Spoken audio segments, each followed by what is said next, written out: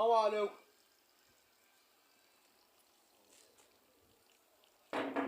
Alaikum.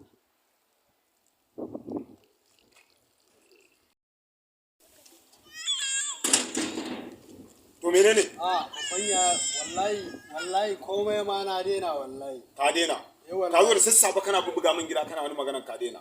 Babanya wallahi na nasu komai na daina sha wallahi. Hakan shine ka nutsu? Wallahi yau ma rab 40 na sha kawai.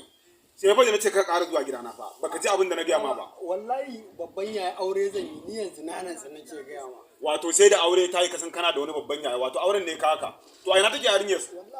Wallahi a can agege na samo ta nake gaya ma. Wallahi babanta ma babban mutum ne. Ita yarinyar su? Wallahi. Wallahi saboda shagunan giyar sama guda biyu ya ce. Ka ji ko? Shagunan giyar sa biyu? In dai aka yi ma ɗaya zai ban mu. Kan ƙara zuwa gidana na gaya.